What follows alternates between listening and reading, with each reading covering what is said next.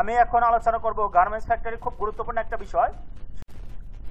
এই প্ল্যানটা কি, কিভাবে করা হয় এই লোডিং প্ল্যানটা, এই বিষয়টা আমি তুলে ধরবো। যারা আমার চ্যানেলে আজকে প্রথম, আমার চ্যানেলটিকে অবশ্যই সাবস্ক্রাইব করবেন, লাইক শেয়ার এবং কমেন্টস করবেন। পরবর্তী ভিডিও পাওয়ার জন্য সঙ্গে থাকবেন। লোডিং প্ল্যান কিন্তু গার্মেন্টস ফ্যাক্টরিতে প্রত্যেকটা সেকশনে হয়ে থাকে, যেমন সুইং, কাটিং, ফিনিশিং, প্রত্যেকটা সেকশনেই কিন্তু এই লোডিং প্ল্যানটা হয়ে থাকে। এই লোডিং প্ল্যানটা কিভাবে করা হয় আমি ডিটেলসটা তুলে ধরবো। চলুন আমরা দেখে আসি। আমরা স্ক্রিনে যেটা দেখতে পাচ্ছি এটা একটা লোডিং প্ল্যান ফরম্যাট। এই লোডিং প্ল্যানটা কিভাবে করা হয়েছে সম্পূর্ণ বিষয়টা আমি আপনাদের বুঝিয়ে দেব। আমি আশা করি এই লোডিং প্ল্যানটা আজকে দেখার পর থেকে আপনাদের যে লোডিং প্ল্যান সম্পর্কে যে জড়তা রয়েছে তা আর থাকবে না। অনেক প্রোডাকশনের পিপল আছে যারা এই লোডিং প্ল্যানটা কিভাবে করা হয় তারা জানে না, শুধু প্ল্যানিং ডিপার্টমেন্টটাই জানে এটা কিভাবে করা হয়। এই বিষয়টা আমি তুলে ধরবো আজকে। আমি যেভাবে তুলে ধরবো আশা করি আজকের পর থেকে আপনাদের আর কিন্তু কোনো সন্দেহ থাকবে না। লোডিং প্ল্যানিংয়ের কিন্তু দুটা পার্ট, প্ল্যানিং বা পিপিসি যেটাই বলুন, পিপিসি অর্থাৎ প্রোডাকশন প্ল্যানিং কন্ট্রোল। আমার এটা নিয়ে আরও অনেক ভিডিও দেওয়া আছে, আপনারা ওখানে দেখে নেবেন। এবার এটা কি পুরো ডিটেলসটা দেওয়া আছে। তো আমি যেটা বলতে চাচ্ছিলাম, প্ল্যানিংয়ের কিন্তু দুইটা পার্ট, একটা হলো লোডিং প্ল্যান আর একটা হলো প্ল্যান এক্সিকিউশন। এই প্ল্যান এক্সিকিউশনের ভিডিও আমি আরেকটা দিব, আপনারা ওখান থেকে ডিটেলসটা বুঝিয়ে নেবেন কিভাবে এই প্ল্যানটা এক্সিকিউশন করা হয়। আমি এখন শুধু তুলে ধরবো এই লোডিং প্ল্যানটা কিভাবে করা হয়। প্ল্যানিংয়ের কিন্তু কিছু একটা এসওপি রয়েছে, সেই এসওপিটা কি আমি সংক্ষেপে বলে দিচ্ছি। আগে প্ল্যানিং করতে আমার কিন্তু কয়েকটা জিনিস লাগবে। একটা হলো অর্ডার কোয়ান্টিটি, ওই অর্ডার কোয়ান্টিটি কোন কোন আইটেম, ওই আইটেমের আপনার এসএমবি কত, ম্যান পাওয়ার কত, পুরো ডিটেলস হিস্ট্রি লাগবে। এসএমবিটা কোন ডিপার্টমেন্টের কাছ থেকে নেবেন, কার কাছ থেকে নেবেন, সেটা হলো ইন্ডাস্ট্রিয়াল ইঞ্জিনিয়ারের কাছ থেকে নেবেন। এই এসএমবিটা, ম্যান পাওয়ারটা ওনারাই দিবে। আর হলো এই এসএমবি অনুযায়ী, এফিসিয়েন্সি অনুযায়ী আপনার first day, second day, third day আপনার যে এসওপি থাকবে, পিক প্রোডাকশনে কত ধরবো, কত অর্ডার কোয়ান্টিটি, কত এসএমবির কত ধরবো, আমি সেই হিস্ট্রিতে এখানে তুলে ধরতেছি। চলো আমরা দেখে আসি। এখানে দেখুন লেখা আছে efficiency allocated to order wise, এই লার্জ অর্ডার আর একটা হলো স্মল অর্ডার। আমি লার্জ অর্ডারে কীভাবে আমরা অ্যালোকেট করেছি আমরা দেখে আসি।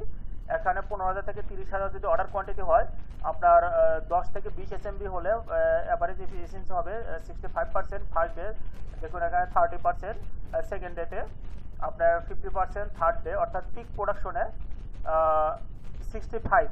এখন 4 ডে, 5 ডে, 7 ডে, এভাবে প্রত্যেকটা ডেতেই আপনার কিন্তু এই 65% ধরা হবে। অর্থাৎ পিক প্রোডাকশনের পর থেকে আপনার প্রত্যেকটাই একই এফিসিয়েন্সি অনুযায়ী আমার টার্গেটটা ধরে নিতে হবে। এখন এই এফিসিয়েন্সিটা কি ক্যালকুলেশন করা হয়, কিভাবে টার্গেটটা কিভাবে বের করা, আমার এই ইতিপূর্বে অনেকগুলো ভিডিও দেওয়া আছে, আপনারা ওখান থেকে দেখে নেবেন।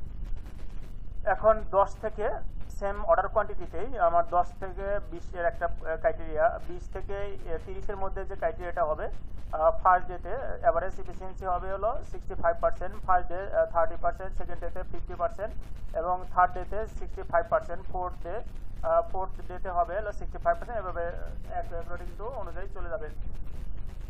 30 থেকে 40 এসএমবি হলে আপনার 60% এফিসিয়েন্সি, অ্যাভারেজ এফিসিয়েন্সি হবে। ফার্স্ট ডেতে 20%, 45%, 60%। অ্যাপ্রোভ যদি আপনার 41 অর্থাৎ 40 থেকে উপরে গেলে আপনার 60% আমরা ধরুন, ফার্স্ট ডে 20%, 45%, 60%। এইভাবে আমরা টার্গেটটা বসিয়ে আপনার লোডিং প্ল্যানের মধ্যে বসাবো। এখন যদি স্মল অর্ডারও হয়, ছোটো অর্ডার কোয়ান্টিটি 3,000 থেকে 7,000 হয়, সেক্ষেত্রে আমার 10 থেকে 20 আমার এভারেজ 55%, ফার্স্ট ডে 30%, সেকেন্ড ডেতে 40% এবং থার্ড ডেতে 55%, এভারেজ এফিসিয়েন্সি হবে 55%। এখন যদি 20 থেকে 30 হয়, এভারেজ এফিসিয়েন্সি হবে হলো 55%, ফার্স্ট ডে 30%, সেকেন্ড ডেতে 40% এবং থার্ড ডেতে 55%। এখন যদি এসএমবি যদি 31 থেকে 40 হয়, সেক্ষেত্রে অ্যাভারেজ এফিসিয়েন্সি আমরা ধরে নেব 50%, ফার্স্ট ডে 20%, সেকেন্ড ডেতে 35% এবং থার্ড ডেতে 50%। এবং 41 অ্যাব্রোভ যদি হয়, অ্যাভারেজ 50%, 20%, 35 এবং 50%। এইগুলো হলো ক্রাইটেরিয়া। আপনারা নিজস্বভাবে এটা তৈরি করে নিতে পারেন, ফ্যাক্টরির উপর ডিপেন্ড করে এটা, এই ক্রাইটেরিয়াটা। তবে চলুন আমরা এখন লোডিং প্ল্যানটায় আমরা হেডিংটা কি আছে আমরা সেটা আগে দেখে আসি।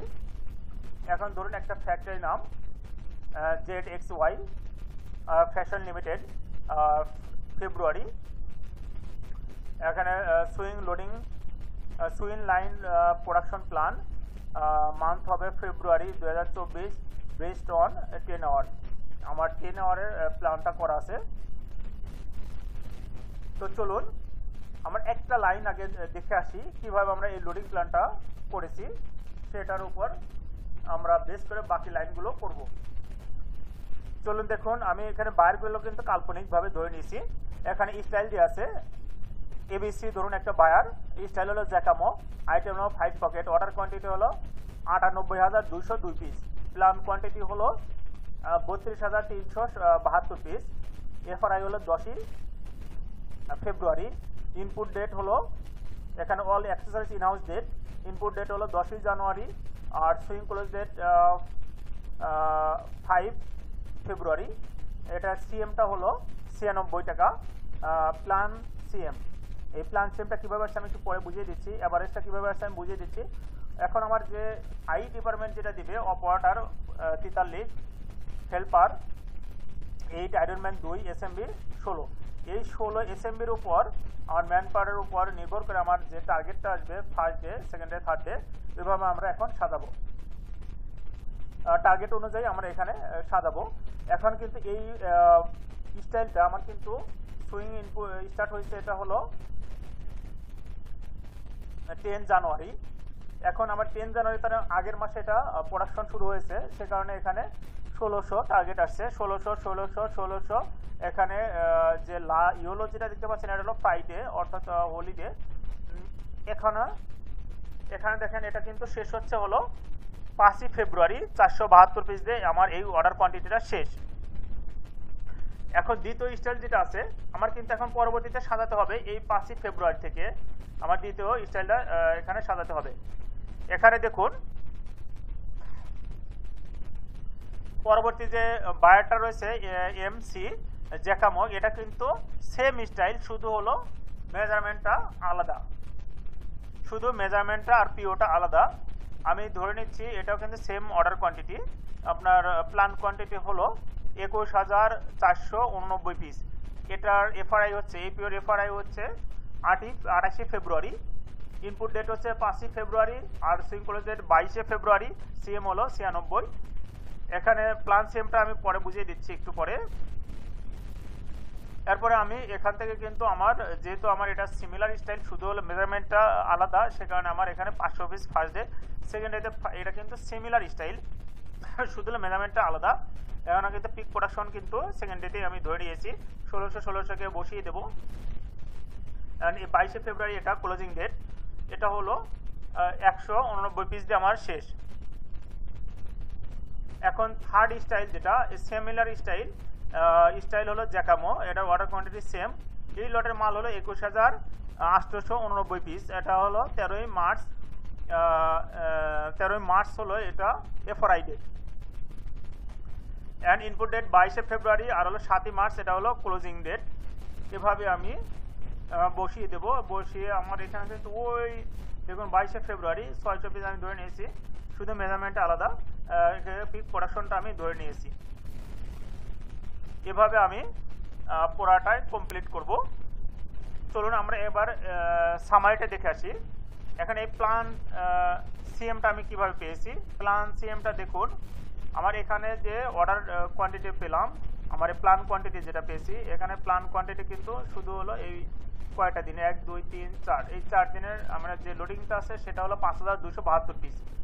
এখন এই 5,272 পিস আমি এখানে যে সিএমটা পেয়েছি এই সিএমটা অনুযায়ী গুণ দিব, গুণ দিলে যেটা হবে 50,600, এখানে 50,000 না 5,06,112 টাকা। এভারেজ প্রোডাকশন যেটা আসছে 1318 পিস।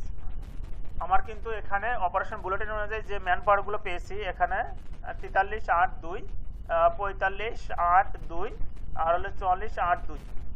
এখানে আমি ম্যান পাওয়ারের বিষয়টা আমি একটু বুঝিয়ে দিচ্ছি। আমার কিন্তু এখানে সর্বোচ্চ যেটা আমি দেখব, আমার এখানে সর্বোচ্চ যে ম্যান পাওয়ারটা লাগবে আমি সেটা এখানে ধরে নিব।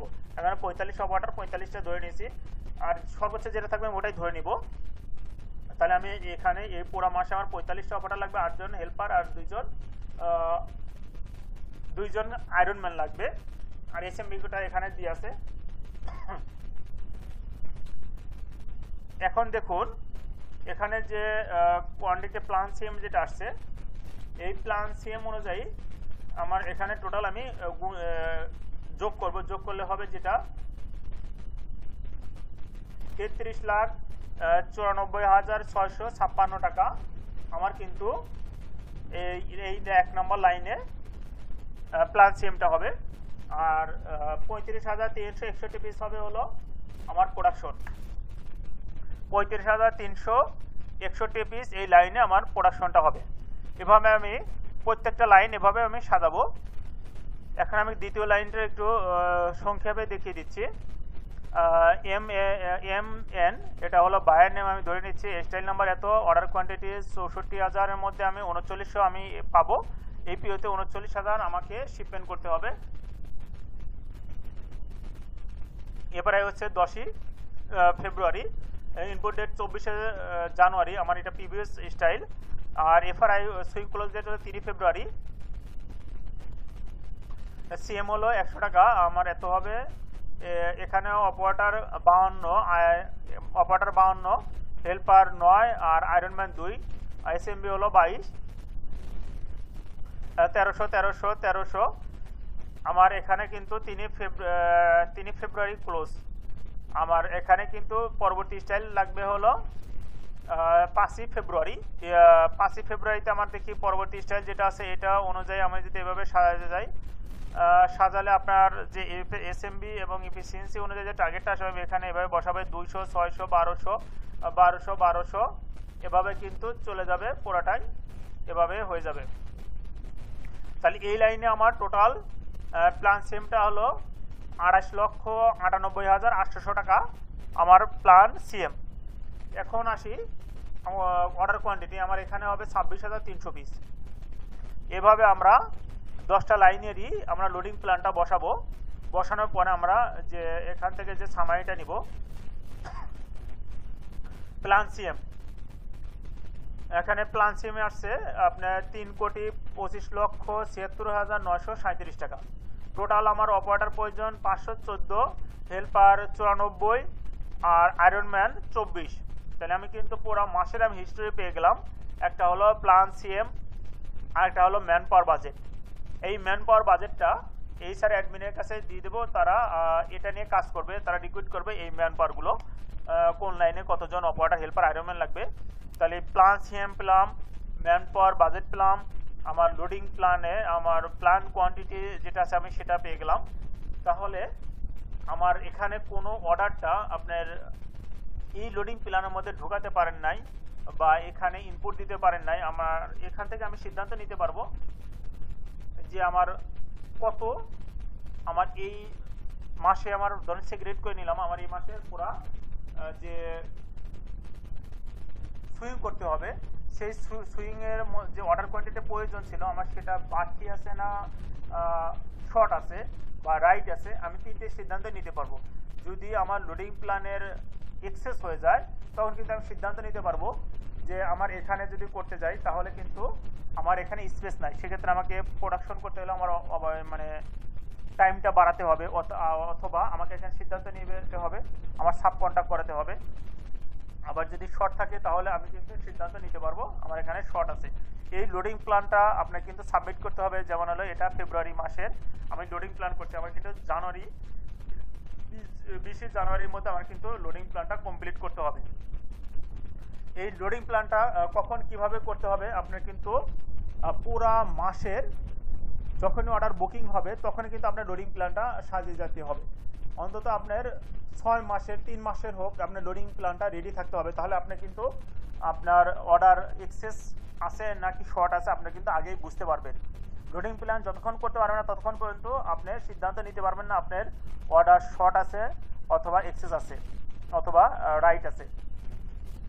তো চলুন আমরা এখন দেখে আসি আমি ডেট ওয়াইজ আমার কোন লাইনে কত প্রোডাকশন আমি কিন্তু সম্পূর্ণটা পেয়ে গেছি।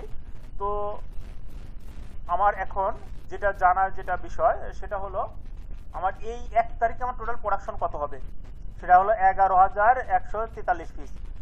2 ফেব্রুয়ারি এখানে 10,803, 3 ফেব্রুয়ারি 12,245 পিস। এভাবে আমি কিন্তু টোটাল হিস্ট্রিটা পেলাম আমার এখানে কোন ডেটে কত আমার সামারি আসলো আমি কিন্তু সম্পূর্ণটা এখানে পেয়ে গেলাম। তাহলে লোডিং প্ল্যান থেকে আমরা কী কী সিদ্ধান্ত নিতে পারবি আমরা কিন্তু সম্পূর্ণটা আলোচনা করেছি। তাহলে আমার এই যে সিএমটা প্ল্যান সিএমটা আসলো, তাহলে কিন্তু আমি আগে সিদ্ধান্ত নিতে পারবো আমার এই মাসে আবার লস হবে অথবা লাভ হবে কত। এখানে প্ল্যান কিন্তু 10% এদিক সেদিক হবে, প্লাস অথবা মাইনাস হবে, 10% গ্রহণযোগ্য প্লাস মাইনাস। কিন্তু যখন আপনার এই 10% ঊর্ধ্বে চলে যাবে বা 20, 30, 40% চলে যাবে তখন কিন্তু আপনার প্ল্যানটা সমস্যা আছে। এখন আপনার এই প্ল্যানিং এর সবচেয়ে বড় বাধা যেটা হলো আই বেস হলে এই প্ল্যানটা 10% এদিক সেদিক মানে প্লাস অথবা মাইনাস হবে। কিন্তু আই বেস যদি না হয় সেক্ষেত্রে কিন্তু আপনার বড় প্রতিবন্ধকতা এটা তৈরি হবে। তখন কিন্তু আপনার নিজে যদি এসএমবি সম্পর্কে আইডিয়া না থাকে বা বুলেটিন না করা থাকে সেক্ষেত্রে কিন্তু আপনি অ্যাজাম্পশন করে কিন্তু বেশ একটা ভালো রেজাল্ট পাবেন না। যদি আপনার ওই ফ্যাক্টরিতে যদি আই না থাকে সে তখন কিন্তু আপনার একটা অ্যাজাম্পশন করে নিতে হবে যে এইটার এত হবে, আপনার কিন্তু অ্যাজাম্পশনের উপর করতে হবে। তখন কিন্তু আপনার প্ল্যানটা ঠিক থাকবে না, আপনার কিন্তু তখন গ্রহণযোগ্যতা থাকবে, সাইন্টিফিক ওয়েট কিন্তু এখানে থাকবে না। যদি লোডিং প্ল্যান করতে হয় সেক্ষেত্রে আপনার কিন্তু অবশ্যই ইন্ডাস্ট্রিয়াল ইঞ্জিনিয়ার আই দ্বারা আপনার এই বুলেটিনটা করে নিতে হবে। আপনার তখন সবচেয়ে বড় যেটা আমি বললাম যদি আই যদি না থাকে তখন কিন্তু প্ল্যানের গ্রহণযোগ্যতাটা কমে যাবে। আপনার তখন দেখা যায় যে 50% অ্যাসিভ হচ্ছে, আর ইন্ডাস্ট্রিয়াল ইঞ্জিনিয়ার যদি থাকে তখন কিন্তু আপনার 90% আপনার অ্যাসিভেবল। সেক্ষেত্রে কিন্তু আপনার প্ল্যানটা একটা গ্রহণযোগ্যতা থাকবে। এভাবে হচ্ছে লোডিং প্ল্যানটা করা হয়। আর লোডিং প্ল্যানের সুবিধাটা হলো আপনার যদি আই দ্বারা লোডিং এসএমবি নিয়ে আপনি লোডিং প্ল্যানটা করেন তাহলে কিন্তু ওই ফ্যাক্টরি লস অথবা লাভ হবে সেটা কিন্তু আপনি আগেই বুঝতে পারবেন। আশা করি আপনারা সবাই বুঝতে পারছেন এভাবে আসলে লোডিং প্ল্যানটা করা হয়। যদি আপনাদের কোথাও বুঝতে অসুবিধা হয় অবশ্যই আমাকে কমেন্টসে জানাবেন। আপনাদের যদি এক্সেল শিটটা প্রয়োজন হয় আমাকে কমেন্টসে জানাবো, অবশ্যই আমি আপনাদের এটা দিব।